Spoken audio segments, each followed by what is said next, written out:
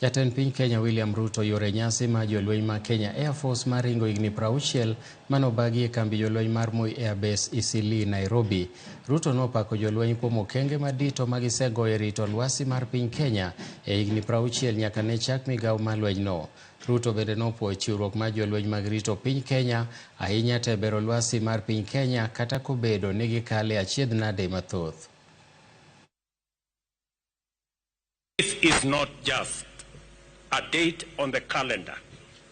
It is a momentous occasion to honor the unwavering dedication, valor, and service of the men and women who have worn the Air Force uniform with pride and distinction.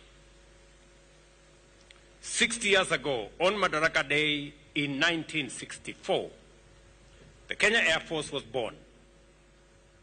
From its modest beginnings as a squadron of the British Royal Air Force, it has evolved into a powerful, sophisticated force, standing as a sentinel in our skies, a guardian of our sovereignty, and a beacon of hope during times of crisis.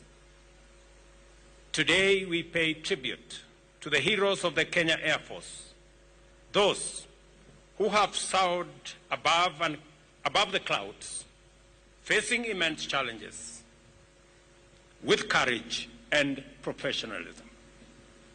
Your commitment to duty, your readiness to respond in times of need, and your steadfast determination as the bedrock upon which our security is built is greatly appreciated by the nation. But beyond the aircraft and technology, it is the people who form the heart and soul of the Kenya Air Force. You, the brave men and women, have dedicated your lives to protecting our people, our territory, and our nation.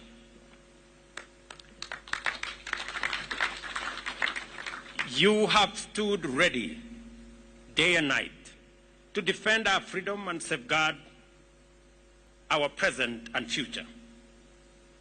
For that, as a nation, we are eternally grateful.